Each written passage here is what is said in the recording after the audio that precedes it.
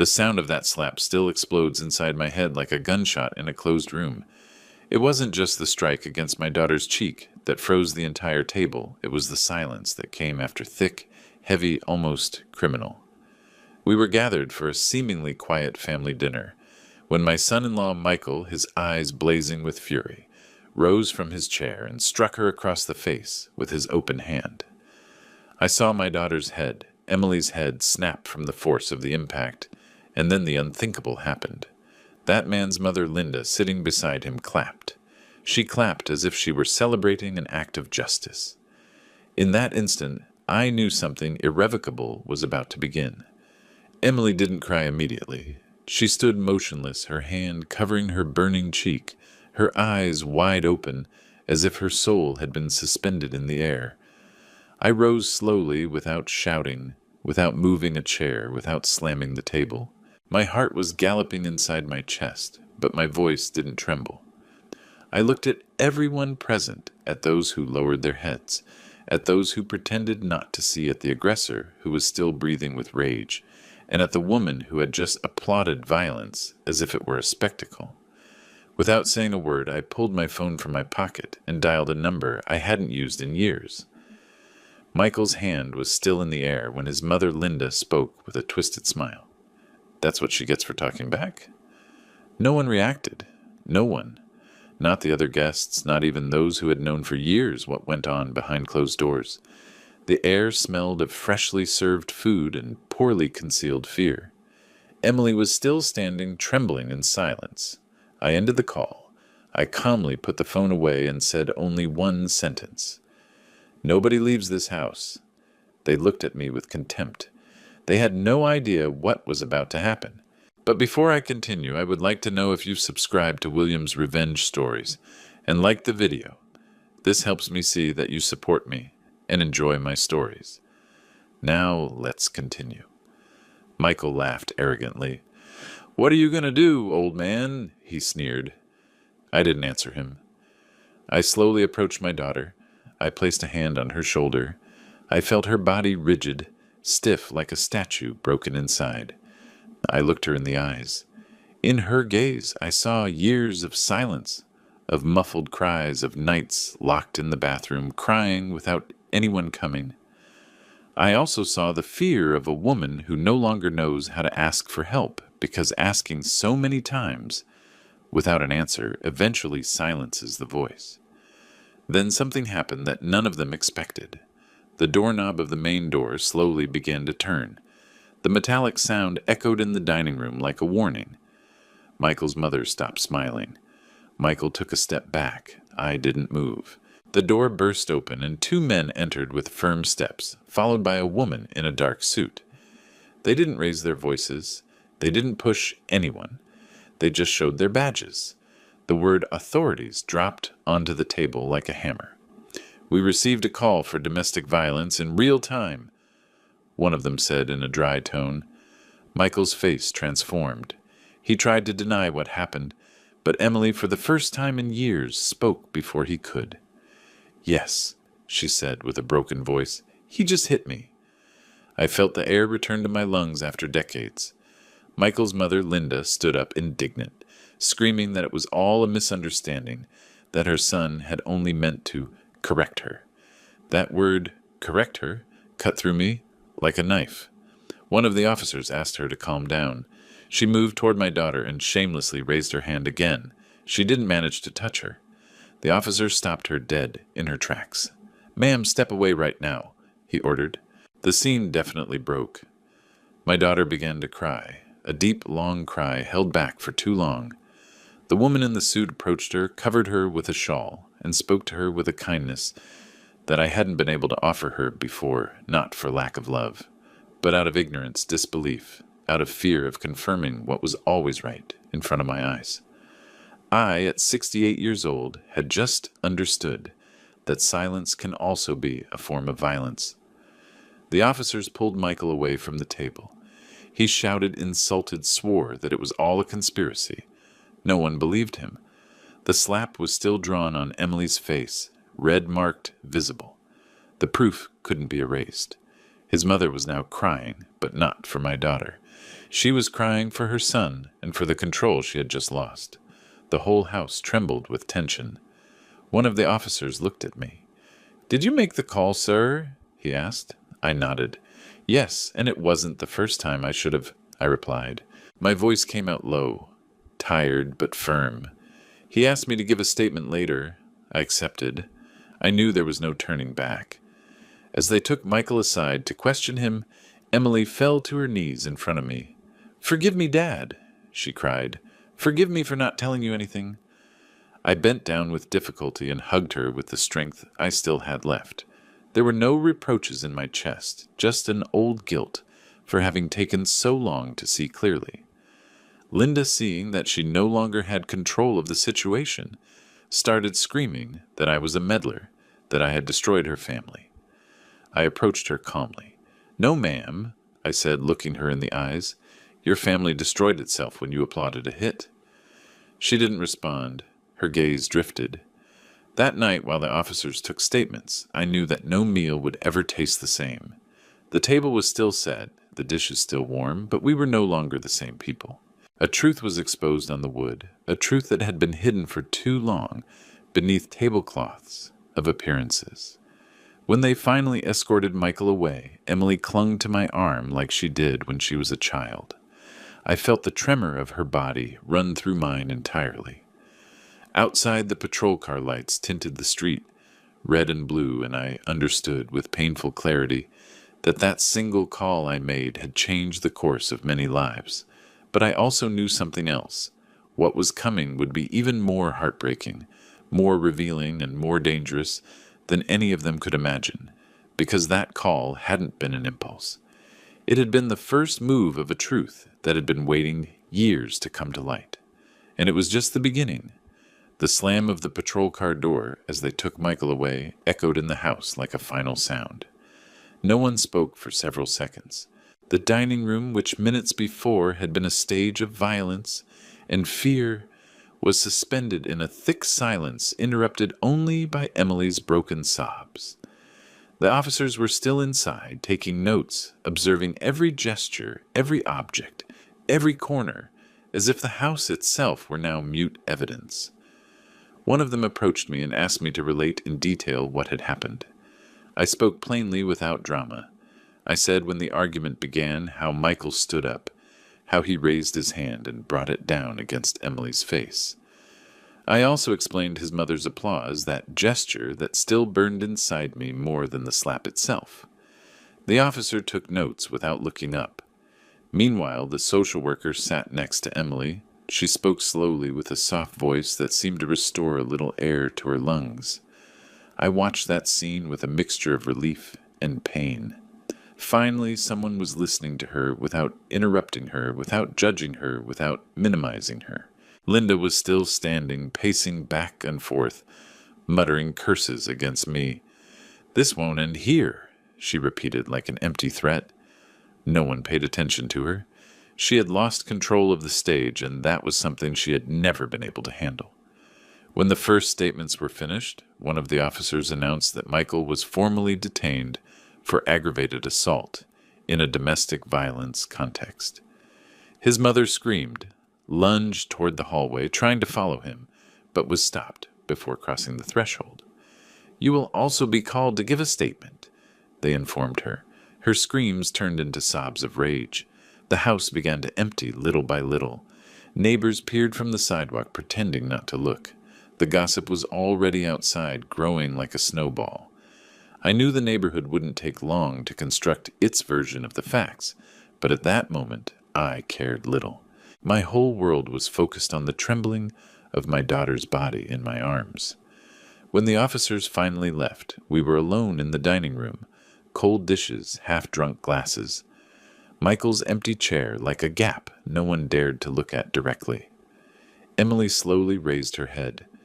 "Dad," she whispered, "I thought no one was ever going to come." That sentence cut through me more than any scream. "They came this time," I replied, "and I won't leave you alone ever again." She looked down. Her tears fell silently onto the wine-stained tablecloth.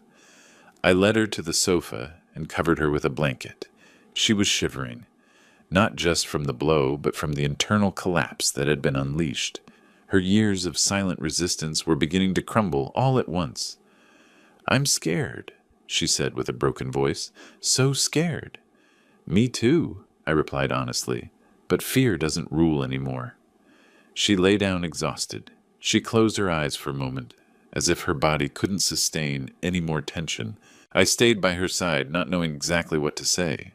Sometimes just staying is the only way to speak. Hours later, well past midnight, Emily's phone vibrated. It was a message from her mother-in-law. I managed to read over her shoulder. Words loaded with poison threats, accusations. Emily turned off the phone with trembling hands and left it on the table as if it burned. "It was always like this," she murmured. "She always told me I would regret the day I spoke up."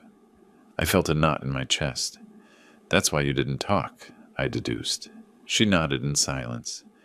"She told me no one would believe me," she whispered, "that it was my fault, that I provoked him, that the hits were corrections." Rage surged up my throat like a fire. "No one has the right to correct with blows," I replied. "No one."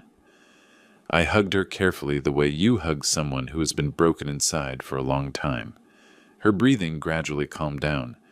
Past 1 in the morning, the doorbell rang. I thought it was the officers again, but when I opened it, I saw a man I hadn't expected. It was Michael's brother, a thin young man with his gaze lowered. "I came to get some things for my brother," he said without raising his voice. "He asked to come in." "It's not the time," I replied firmly. "Just close," he insisted. "He's going to spend the night detained." I felt a chill hearing the word detained. It was real. There was no going back. "Tomorrow," I said. "No one else enters this house tonight." The young man nodded and left without arguing. I double-locked the door. Emily looked at me. "His whole family always protected him," she said. "Even when they knew." "That's going to end too," I replied. We sat in silence for a long time. Outside, the street was slowly returning to its usual calm. Inside, time seemed suspended. At dawn, Emily hadn't slept. Neither had I. We made coffee in silence. She held the cup with both hands, as if she needed to feel something solid. "Dad," she said suddenly.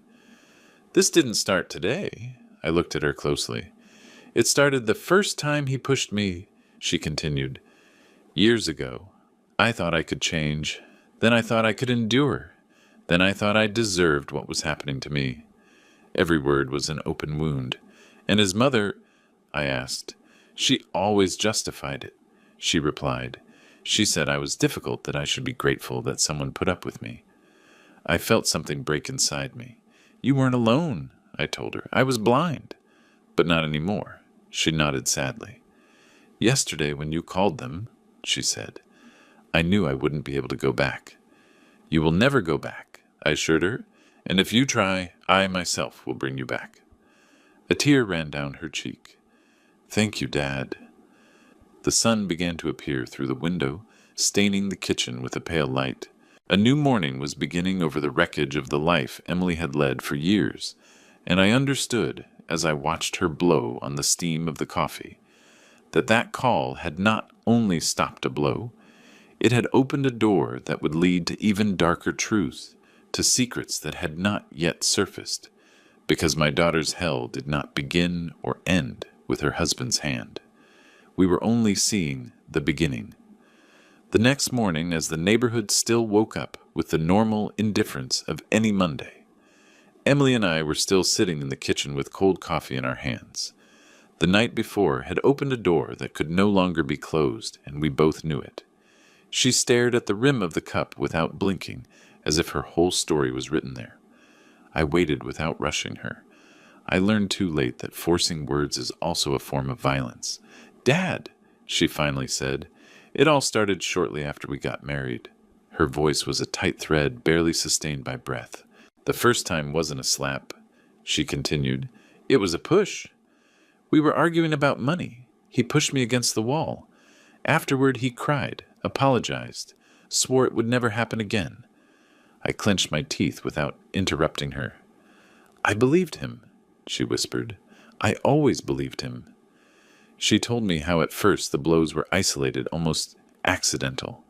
A swipe, a push an object thrown against the wall.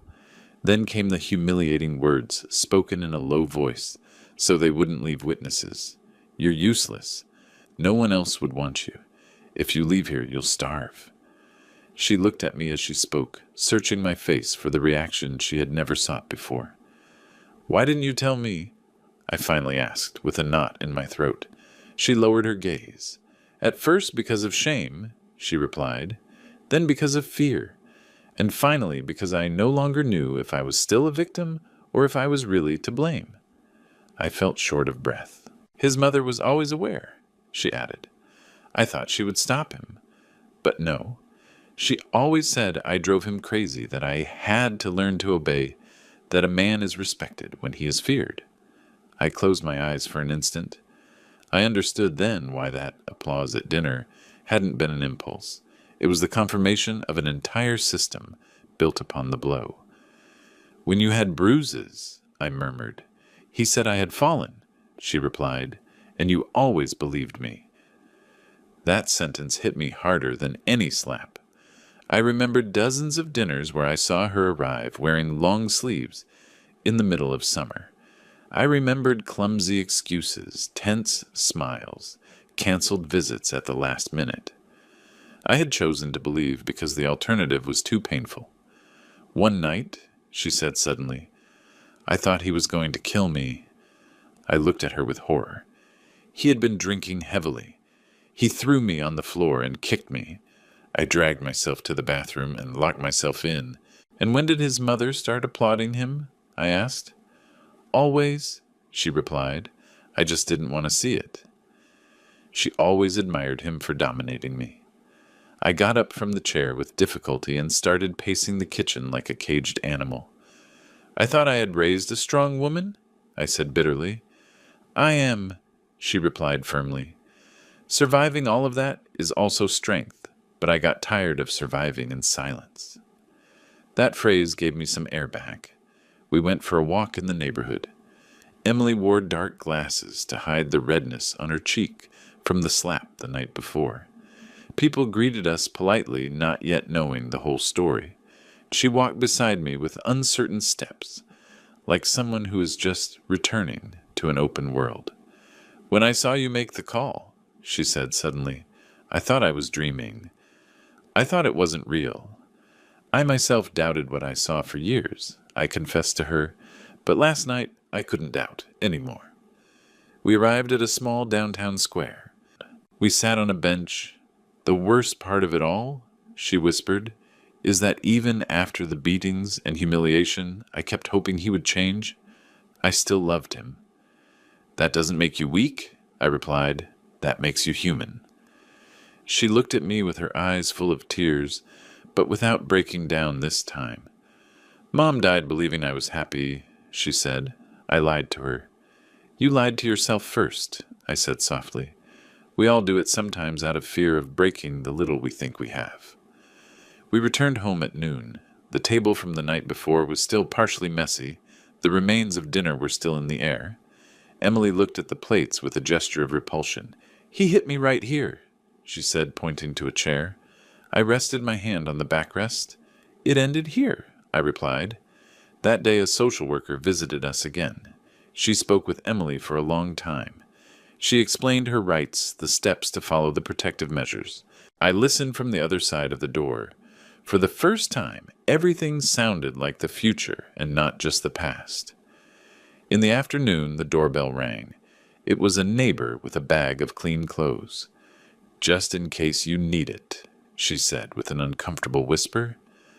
Emily thanked her with a weak smile. The neighborhood was beginning to find out, and with the rumor, the glances also began to change. That night, when we sat down to eat in silence, I understood that I was not only getting to know my daughter's story, I was also getting to know my own blindness. Every word she spoke reordered my memories with a raw clarity that was impossible to soften. Before going to sleep, I approached her room. You are not alone anymore, I told her from the doorway. She looked at me from the bed. I never should have been. I nodded. But now you aren't. I turned off the hallway light and returned to my room with the weight of her story walking through my bones. I understood with pain that the blows had not only marked her skin, they had slowly erased the certainty that she deserved a different life. And I swore in silence that as long as I had breath left, no one would ever try to convince her otherwise again. The day after that painful awakening, my daughter and I were called to the police station to continue with our statements. We walked slowly along the sidewalk. She wore a light scarf to cover the reddish mark that still persisted on her cheek. I walked beside her, attentive, as if every shadow could turn into a threat. It wasn't irrational fear. It was the recent memory of a violence that was too real. Upon arrival, we saw a scene that turned my stomach.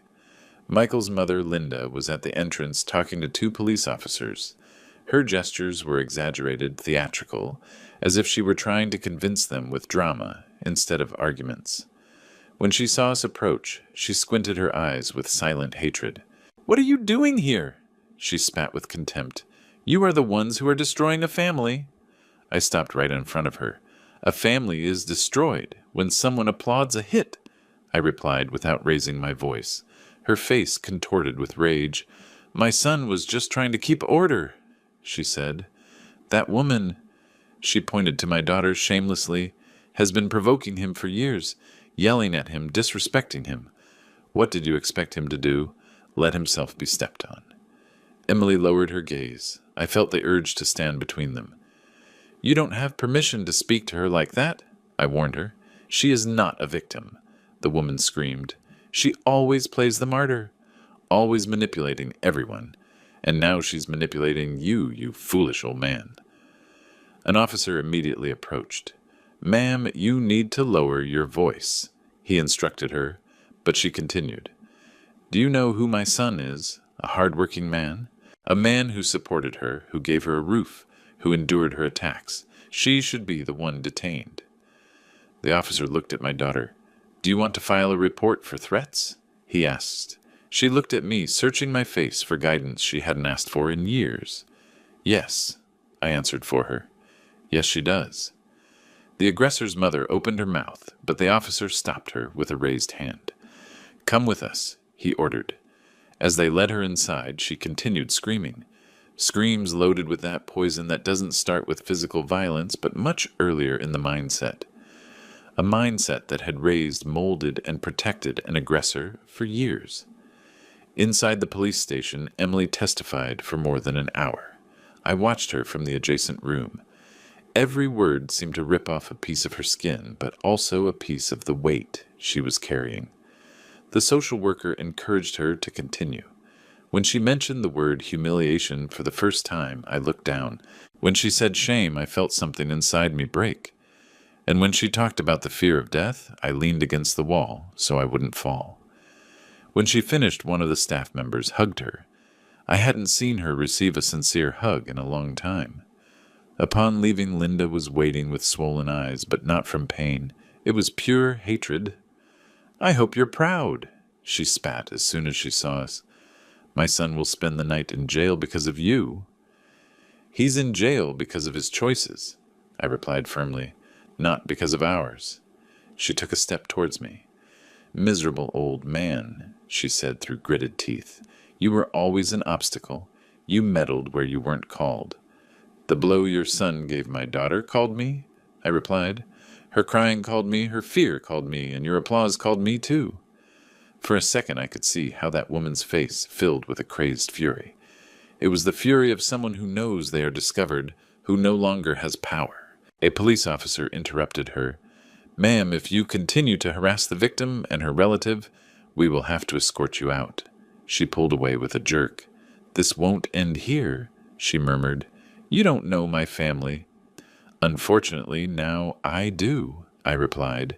We left the police station and breathed fresh air. Emily let out a long sigh. "Dad, I didn't know she hated me so much," she said. "She doesn't hate you," I replied. "She hates anyone who doesn't allow her son to maintain control." We walked a few steps in silence. "She always justified everything," my daughter continued.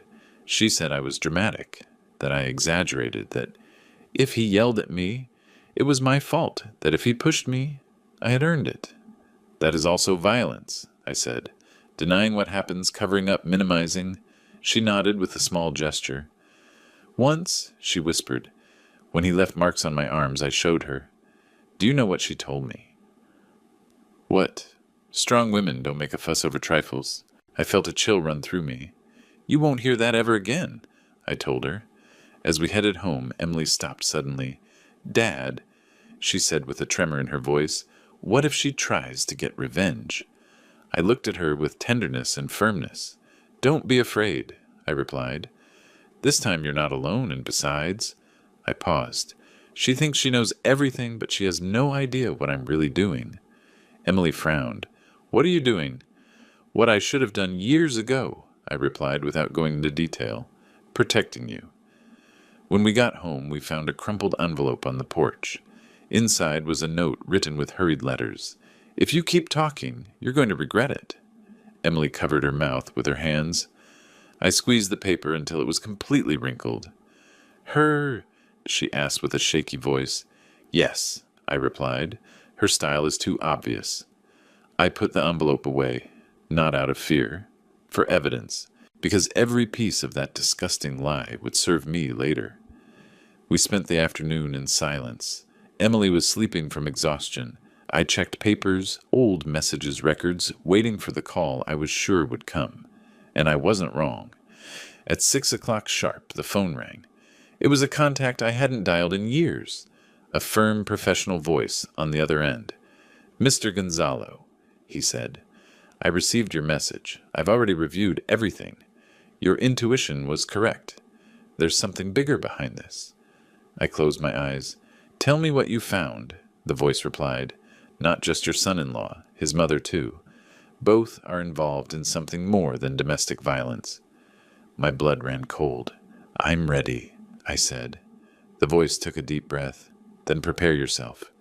What comes now is going to strip away the whole truth. I hung up. I looked at the house in silence. Emily was sleeping. Night was falling, and the worst was yet to be revealed. I didn't sleep that night. I sat in the dining room with a dim lamp on and a mountain of messy papers in front of me.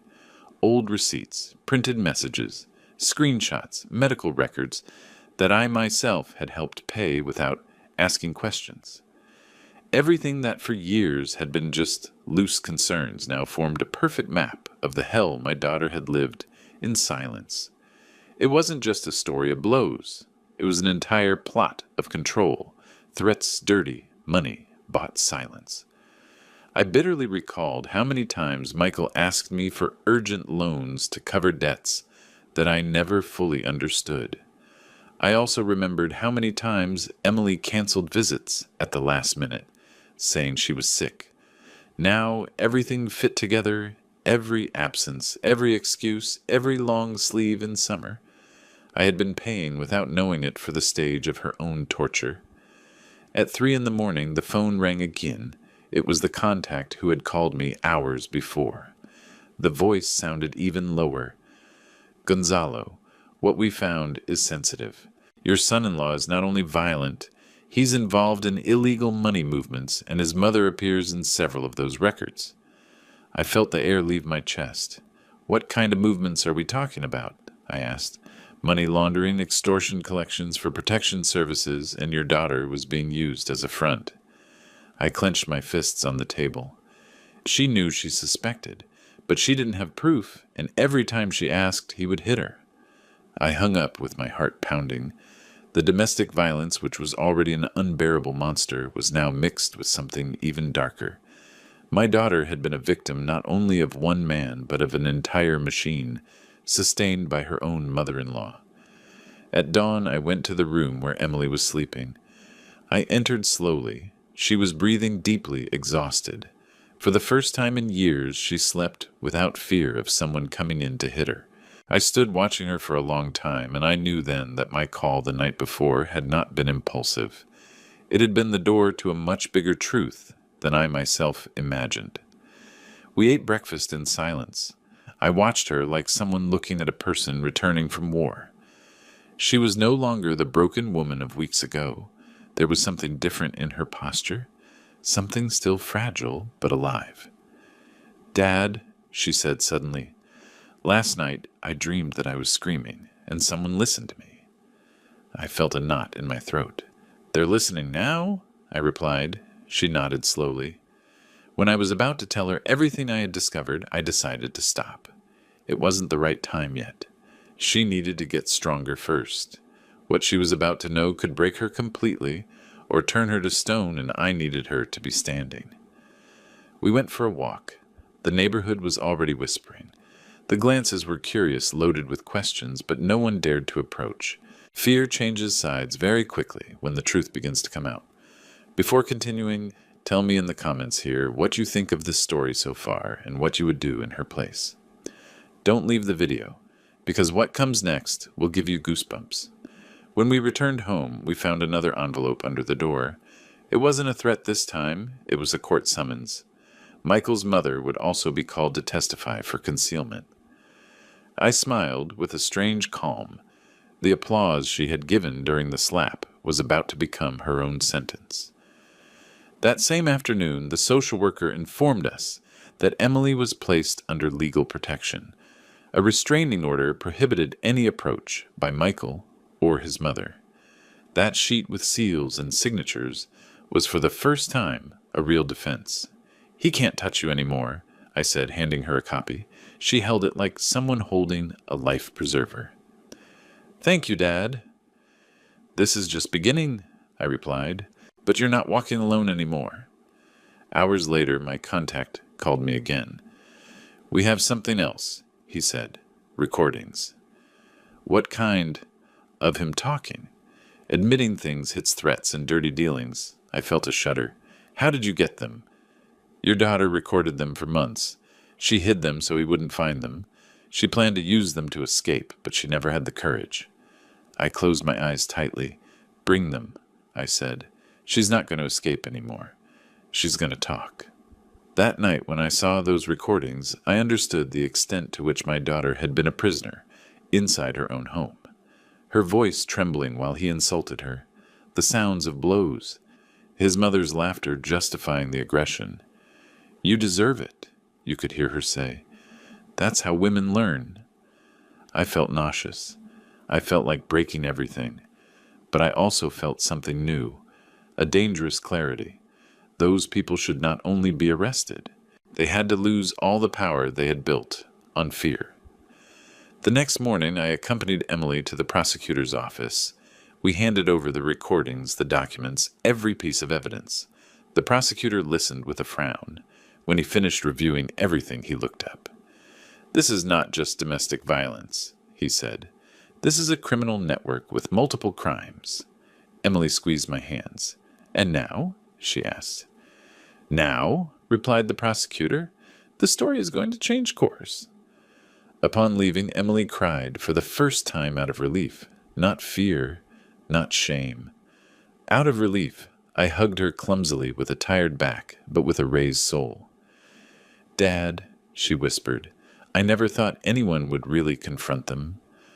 "I didn't think it would have to be me, either," I replied. "But sometimes life waits until we are old, so that we stop being afraid." That night, while she slept peacefully, I stayed looking out the window. I knew the worst was yet to come, that when Michael and his mother realized that their castle of abuse was crumbling, they would try something desperate. But I also knew that now I had something they never had, the complete truth. And with the truth in my hands, the revenge would no longer be about blows. It would be about justice. The day of her formal statement dawned with a gray sky and a fine drizzle that didn't seem to want to get things wet. It only felt sad. Emily dressed in silence. She chose a high-collared blouse and a jacket I didn't remember seeing before. Her hands barely trembled as she buttoned up.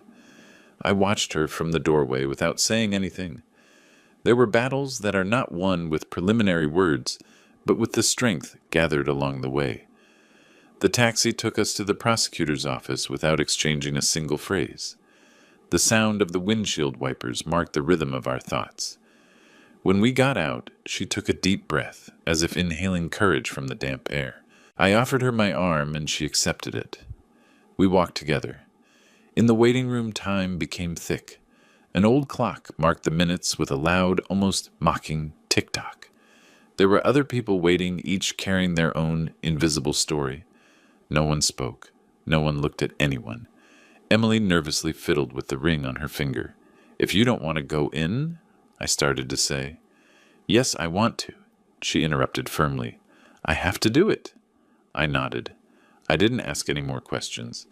When they called her, she stood up with stiff legs. I gave her hand a gentle squeeze. I watched her walk down the hallway until she disappeared behind a dark wooden door. I was left alone with my thoughts and that old stubborn fear that still hadn't completely left. Minutes turned into hours. I imagined her voice trembling, her memories crowding each other, her body reliving scenes she had tried to erase. And then I understood something terrible. While I was aging, peacefully believing that everything was fine, my daughter had been aging with blows. When the door finally opened, a woman in a suit came out. She approached me. "Can you come in?" she said. I entered the room. Emily was sitting at a table with a glass of water in her hands. Her eyes were red, but her posture was different, firmer, more upright. "Are you okay?" I asked in a low voice. "I'm empty," she replied, but I'm no longer silent. I hugged her carefully. The prosecutor stood up. "Your testimony is key," he told me. "She has said everything with precise details." I felt a knot in my chest, and I didn't know if it was relief or pain. "She also mentioned something we didn't know," he added, "the active participation of the aggressor's mother in several intimidations." "How?" I asked. Emily looked down. "I didn't tell you before, Dad," she said, "but there were nights when she was present when he hit me. She didn't just applaud. Sometimes she asked him to do it. She said I needed to learn," she continued, "that a woman is formed through fear." Rage rose from deep within me like a wild animal. "That is already recorded in the minutes," the prosecutor said, "and there are indirect witnesses." "What happens now?" I asked. "With this, the indictment is aggravated," he replied, "and the detention order for the mother will be requested in the next few hours." Emily gripped the glass of water tightly.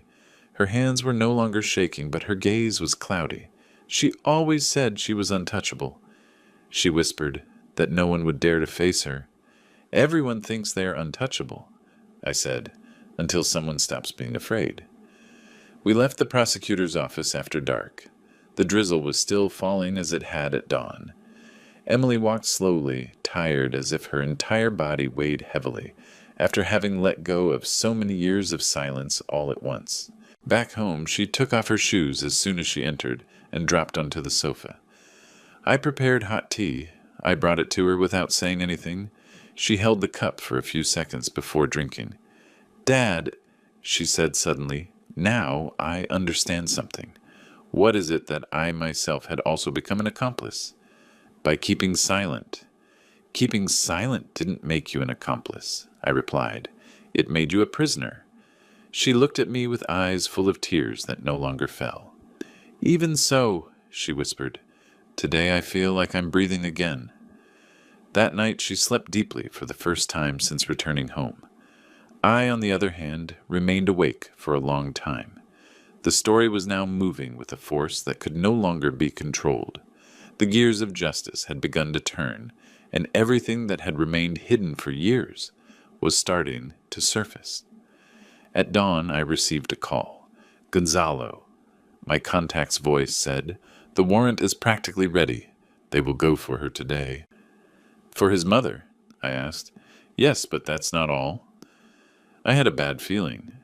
"Your son-in-law is negotiating. He knows the evidence is overwhelming. He wants to reduce his sentence by turning over information."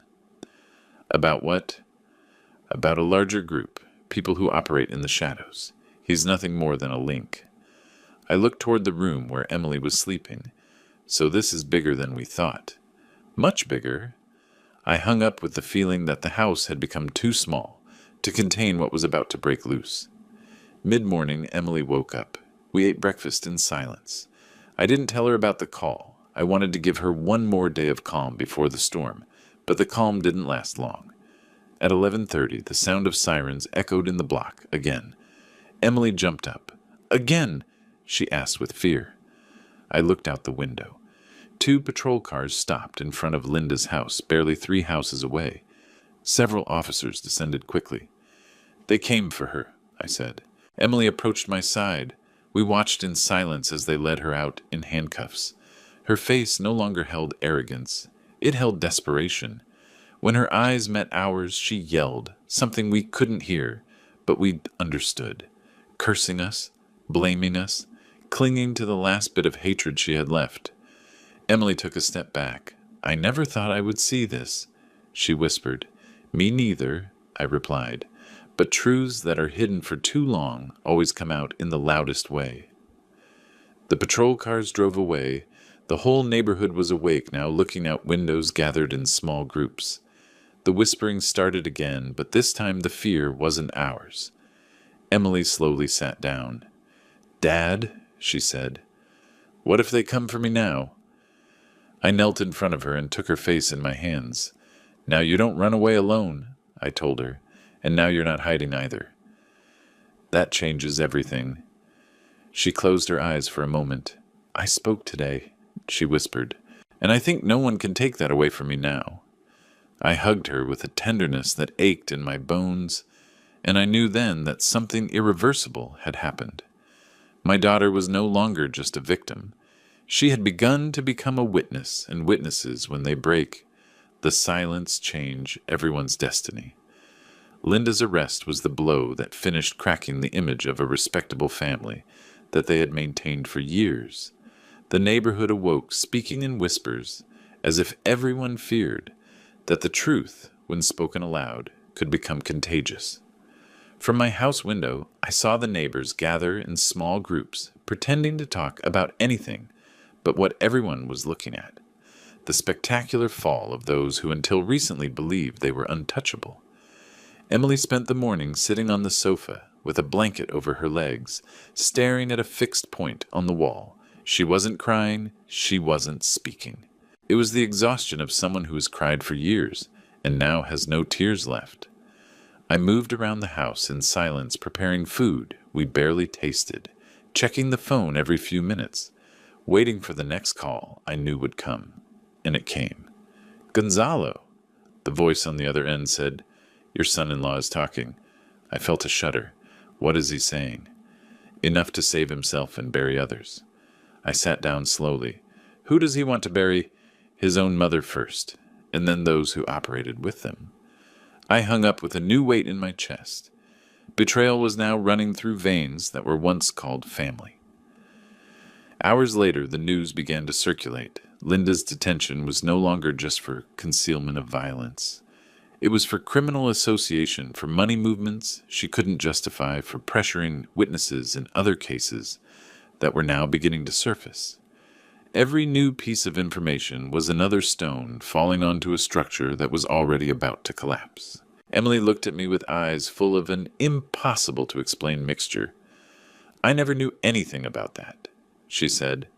"I only knew they hit me.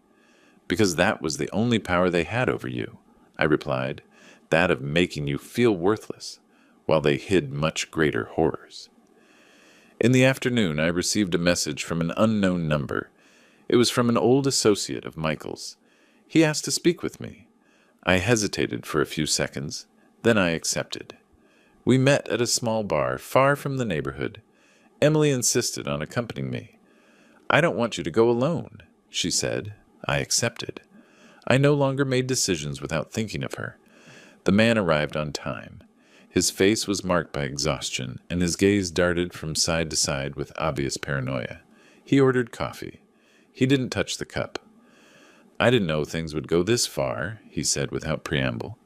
He was always violent, but the money thing, that was business. "What kind of business?" I asked. "Illegal collections, threats, services for people with problems?" "Nothing clean," he replied. His mother managed the accounts. He only executed. Emily squeezed my hands under the table. "And why are you coming to talk now?" I asked him. The man swallowed. "Because when they arrested his mother, I knew the castle was collapsing, and when he started talking to save himself, I knew I would be next." "And what do you want from me?" I said coldly. "Protection," he replied, "to testify to hand over what I know." I looked at him for a long time. "That's no longer up to me," I replied. "It's up to justice." He handed us a USB drive. Inside, he said, were records, names, payments, audios. I put it in my jacket pocket, with a feeling of iron burning against my skin. On the way home, Emily didn't speak, neither did I. We both knew that what we carried was another time bomb. That same night, the prosecutor's office officially confirmed that Michael had been formally indicted not only for aggravated violence, but also for large-scale economic crimes. The news flooded the television. His face, the one that had inspired so much fear behind closed doors, now appeared pixelated on the screens, reduced to a name accompanied by charges. "He's not powerful anymore," Emily murmured, not quite believing it. "He never really was," I replied. "He only seemed to be because you were alone." Shortly after we received confirmation that he had turned in his mother to negotiate a possible reduction in sentence, when I heard that I felt a strange sadness, not for her, for the misery of that bond built on abuse. A mother who celebrated blows a son who sold her out without hesitation. That night, Emily had nightmares. She woke up screaming. I rushed into her room. She was drenched in sweat. "I dreamed he got out," she stammered, "that he found me again." I hugged her until her breathing returned to normal. "He can't touch you anymore," I repeated. "Even if he gets out, he no longer has power over you." She nodded, but her body still trembled. At dawn, another blow arrived. Michael's lawyer requested an urgent hearing to review agreements. The prosecutor's office rejected it. The evidence was already too much. The change of masks had left the real face exposed. "He's desperate," my contact told me, "and desperate people make mistakes." "Mistakes like what?" I asked. "Like trying to silence witnesses." A chill ran down my back. "Take care," the voice added. "Take care of your daughter." I hung up without responding. I reinforced locks. I changed phone numbers. We warned 2 trusted neighbors. Emily watched everything with a face that was no longer that of the subjected woman, but of someone who was beginning to understand that her security now depended on being alert, not on hiding. In the afternoon, one more piece of news shook the scenario. Another man had reported that Linda had threatened him years ago to withdraw an extortion complaint. That was no longer an isolated incident. It was a pattern. "I'm not the only one," Emily whispered, seeing the report. "You never were," I replied. "You were just the closest." That night we sat in the kitchen again, like in the first days after the slap. But this time there wasn't the same panic. There was a strange, tense stillness, like that of an animal that knows the hunter is wounded, but can still bite. "Dad," she said, "I'm afraid he'll try something." "Me too," I admitted. "But this time, if he tries something, it will be his last mistake." Emily looked at me with a mixture of respect and fear. I was no longer just her refuge. I had become, without realizing it, her last wall. That night, while she slept, I sat in the living room waiting. I knew that when the mask falls, the true face doesn't always resign itself. Sometimes before disappearing, it tries to drag someone with it, and I was determined to prevent it. Sirens broke the night again shortly before midnight. I was sitting in the living room with the light off when the red and blue sound filtered through the curtains, like an inevitable premonition. Emily woke up startled and came out of her room with a pale face. She didn't need to say anything. We both knew who they had come for. Outside, the firm steps of the officers echoed on the wet sidewalk. My heart pounded hard, but this time it wasn't fear. It was the certainty that their time was up. The door to Linda's house burst open under the officer's pressure. She appeared wrapped in a dark robe, disheveled with eyes injected with fury and disbelief. She screamed my name as if she could still summon me to stop the inevitable. From the window I saw how she tried to cling to the frame, how she flailed her legs in a last act of arrogance. No one listened to her. No one comforted her. The authorities surrounded her with relentless silence, and then the handcuffs did their job. The police cruiser door closed, and the night breathed tiredly again. Emily clutched my arm tightly when she saw them put her into the police car. Her fingers trembled not with compassion, but with a confusing mixture of relief and terror. For years she had endured that gaze over her life. Now she saw it disappear into the darkness. I felt a dry jolt in my chest, a sadness that was not for her as a person, but for what she had chosen to be. No one is born celebrating blows. They learn, and sometimes they never unlearn. The sound of the engine driving away sealed a stage that allowed no return. For her, for everyone, we didn't speak for several minutes. Emily was breathing fast, as if she still expected someone to come in and look for her. I kept my hand on her back until the trembling subsided. In the silence of the house, I understood that the arrest was not an end, but a threshold. Michael, the true owner of the fear, the man who had turned every day of my daughter's life into a test of survival, was still missing, and I knew that upon hearing of his mother's detention, he would lose the last restraint he had.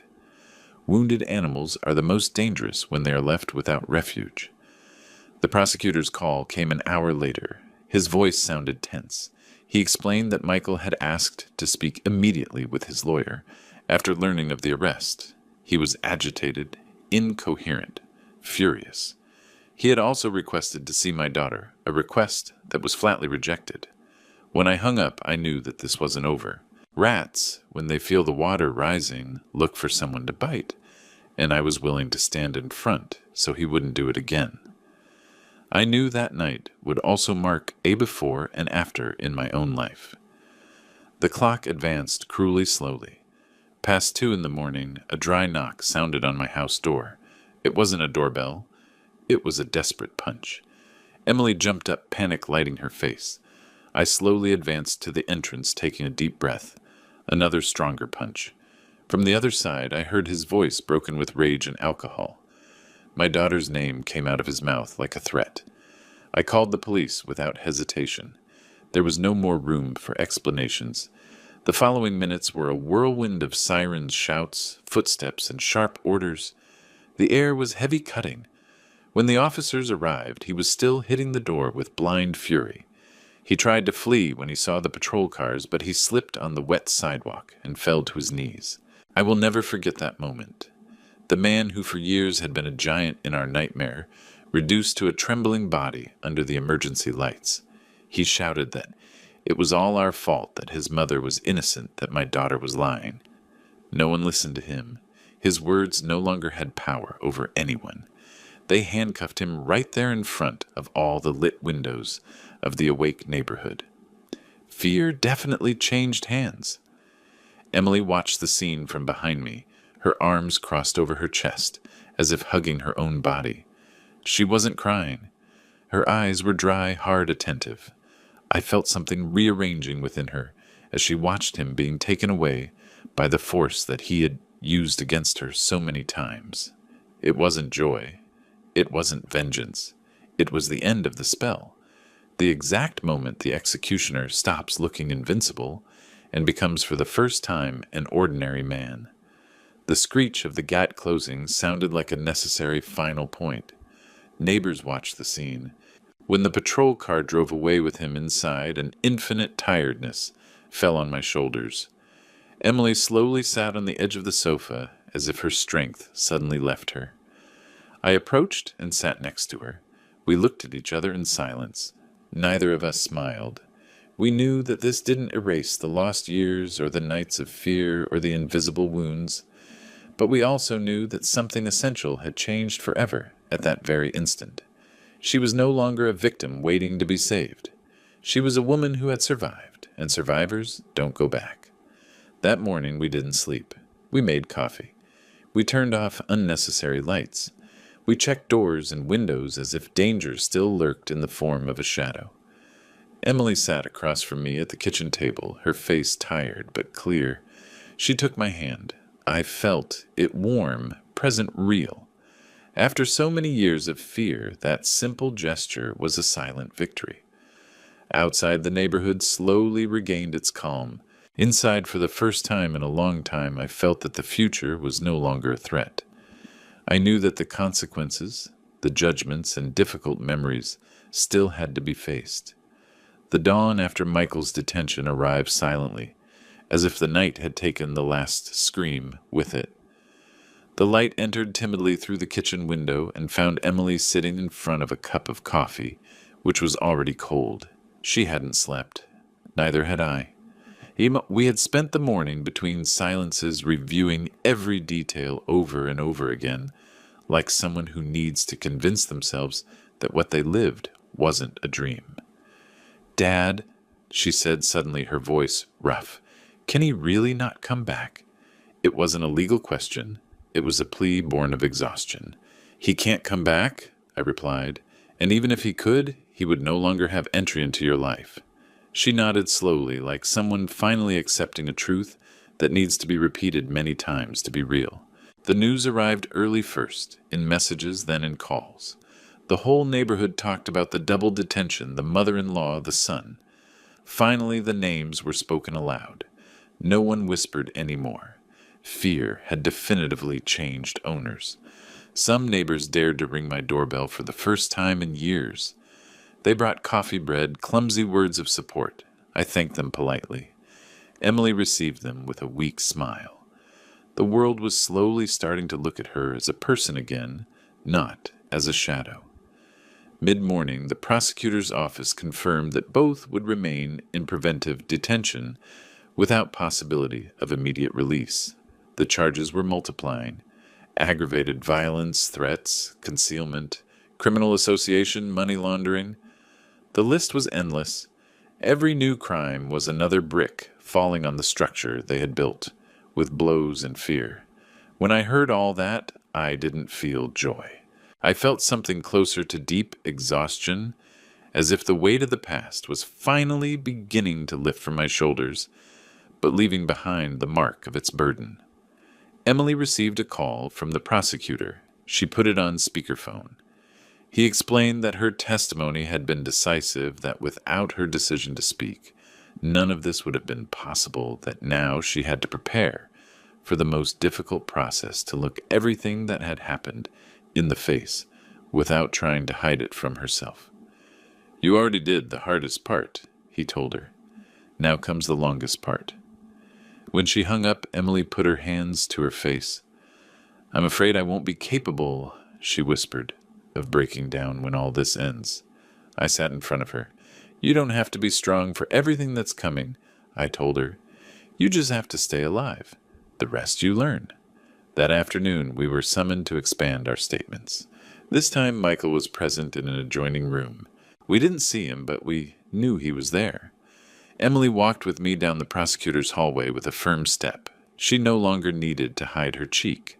The mark of the slap had faded, but the memory was still there, vivid. When we entered the room, the prosecutor informed us that Michael had agreed to collaborate, providing new names, money routes, hidden accounts. In exchange, he was asking for benefits that he would hardly obtain.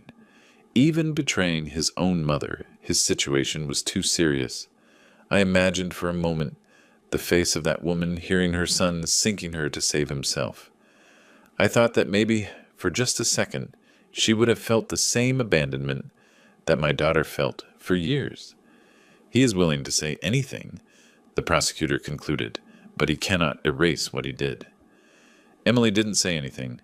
Her lips were pressed together, but her gaze was no longer one of defeat. Upon leaving there, I found a court notification in my mailbox. The house where they had lived would be preventively seized. The bank accounts frozen, the assets investigated. The fortune built on fear was beginning to evaporate in silence. Power never tolerates being illuminated. It withers as soon as it loses the shadow that protected it. That night, Emily finally dared to check some of her things that had been left in that house. A social worker accompanied her. I waited in the car. From the street, I saw them go in. The same place where she was hit so many times was now surrounded by officials. The walls were still the same, but the dominion had changed. When she returned, she was carrying a small box in her hands. Inside were photographs, an antique doll, some papers. "This is the only thing that matters to me," she said. "The rest can keep the emptiness." Days passed. The house filled with forms, calls, interviews, paperwork. Emily testified again and again, without retracting, without trembling, without hiding anything. Every word of hers was an act of reparation. I accompanied her everywhere, not as a guardian, but as a witness to her rebirth. One afternoon, while we were having mate in the yard, Emily looked at me in silence for a long time. "Dad," she finally said, "did you know anything about what they were doing with the money?" I took a deep breath. "I suspected," I admitted, "but I never imagined it was so big." "Me neither," she said. "I just knew that every time I asked, they hit me." I felt a pang in my chest. "Now no one will respond with blows," I assured her. She nodded. The news that completely shook everything arrived a week later. One of the men involved in the network, pressured by the evidence Michael had provided, decided to confess everything, not only economic crimes, but also other cases of violence protected by the same structure. What had started as a slap at a family dinner was now revealing a framework of impunity that had been operating in the dark for years. The newspapers talked about the fall of a criminal network. I read those words with a bitter disbelief. To think that all that had been so close to my daughter, and that I only saw the last link in the chain, filled me with a mixture of rage and shame. Michael appeared one last time in our lives through a letter that arrived by mail. The envelope was shaky, poorly sealed. Emily held it for several seconds before opening it. I didn't rush her. Inside were a few lines. "I didn't want things to go this far. I lost control. I made a mistake. Forgive me." Emily read in silence. Then she calmly folded the paper and left it on the table. "He doesn't understand anything," she said. "He doesn't make a mistake who stumbles. He makes a mistake who chooses to hit every day." "What are you going to do with that letter?" I asked. "Nothing," she replied. "I no longer carry his words." And she slowly tore it into 4 exact pieces, like someone closing a chapter without needing to burn it. Linda, on the other hand, screamed her innocence until the last moment. She denied everything. She accused my daughter, me, the prosecutor's office, whoever crossed her path. Her arrogance was her worst defense. The evidence fell one after another, like rain that no one could stop. Witnesses account movements, audios, every piece fitting together with cruel precision. One day, while we were walking on the sidewalk, Emily stopped in front of a shop window. She looked at her reflection. "I don't recognize myself," she said, "and I like it." I hugged her by the shoulders. "Are you seeing yourself for the first time without fear?" I replied. She smiled. Weeks later, it was confirmed that both would remain in preventive prison until the final trial. The house seized, the assets confiscated. The family name that for years imposed silence was now synonymous with scandal. The story had come full circle. The neighborhood also changed. Some people avoided looking at us still carrying old prejudices. Others approached with respect. I no longer cared about the looks. I only cared about the way Emily was beginning to inhabit spaces without shrinking. One day I saw her go out alone to buy bread. It seemed like a minimal gesture, but for her it was a victory. She returned with a bag of croissants and a new laugh on her face. The baker asked me how I was, and for the first time I could answer without lying.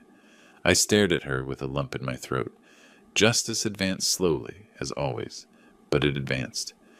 Every step was a confirmation that they could no longer erase what happened, nor hide it, nor twist it.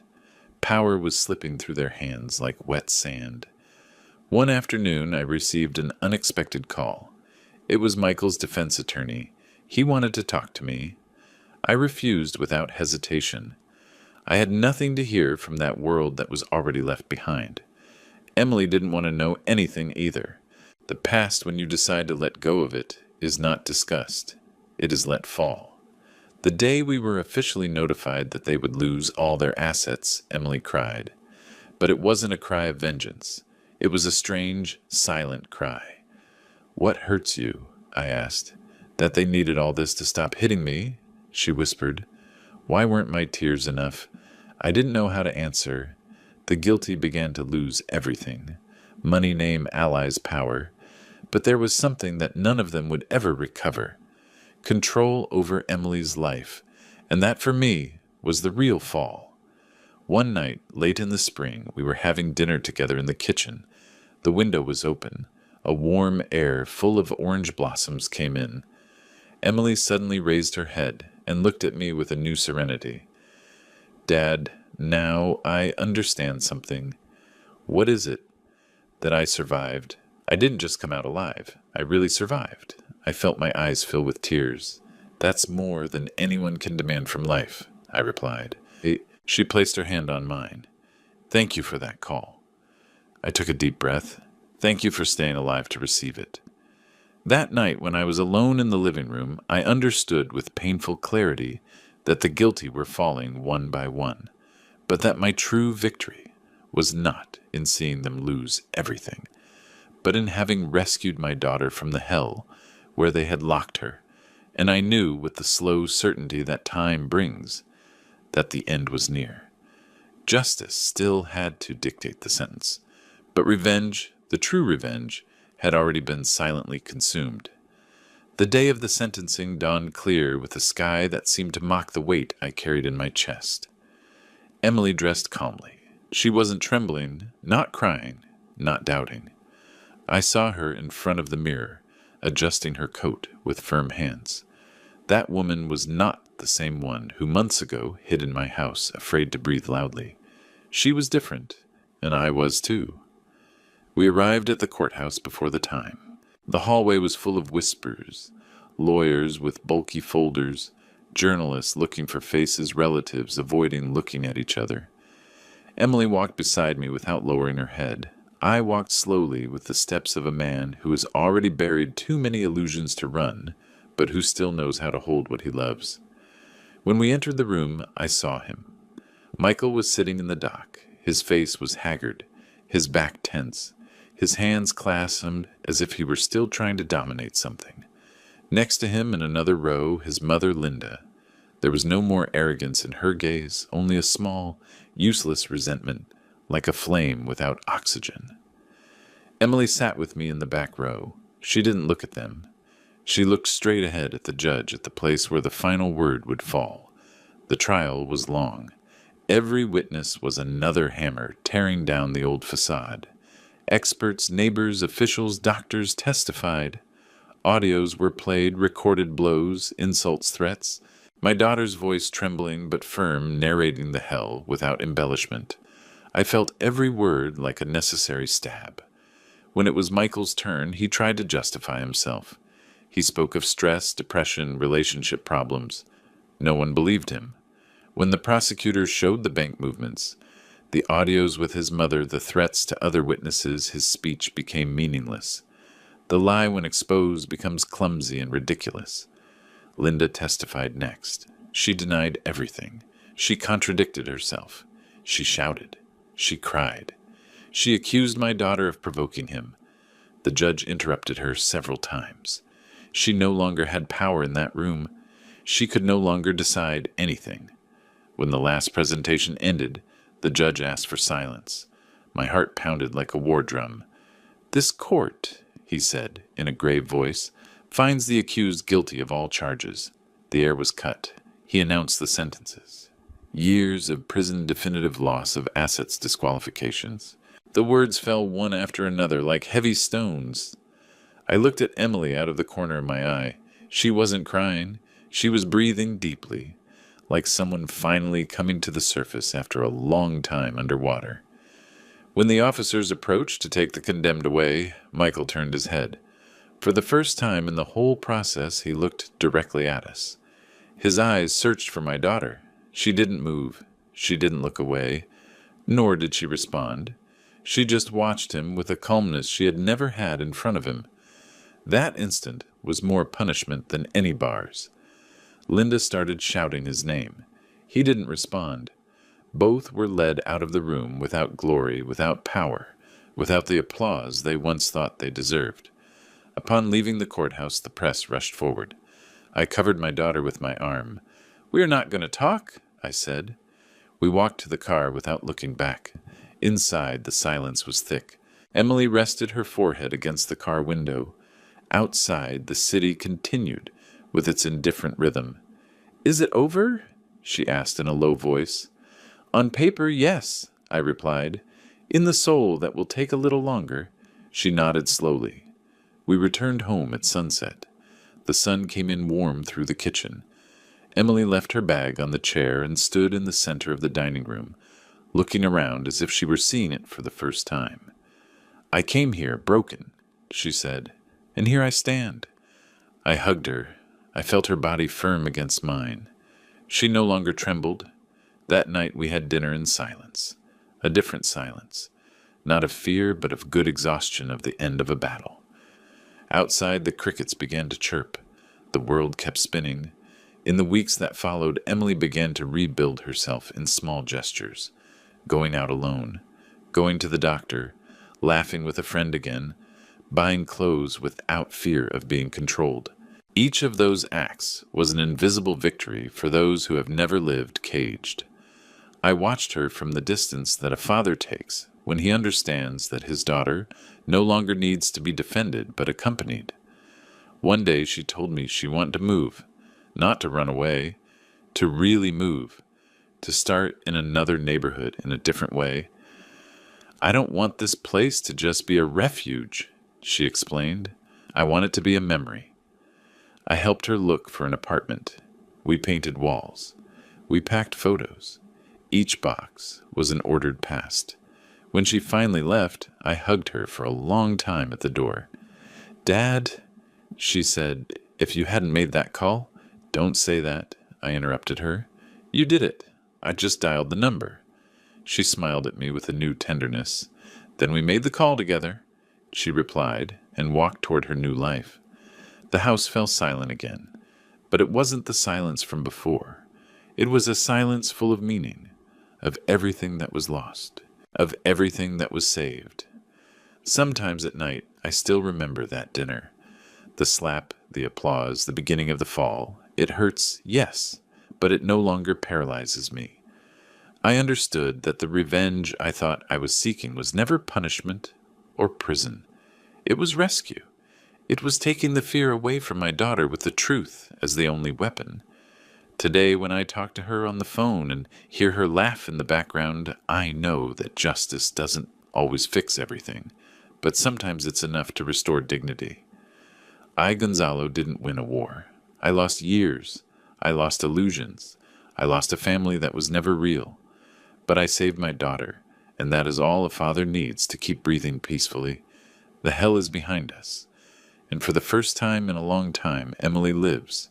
A year has passed since that night when the truth broke the silence of our table. Today I write these lines, sitting in the same dining room, but no longer with a heavy heart. The house is still the same. The walls didn't move, but everything inside changed forever. Emily lives in her own apartment. She works. She laughs. She goes out with friends. Sometimes she comes to visit me on Sundays, and we have coffee together, talking about simple things, about the weather, about a new plant, about a movie she watched during the week. And each of those everyday conversations is a silent miracle that I didn't know how to value before.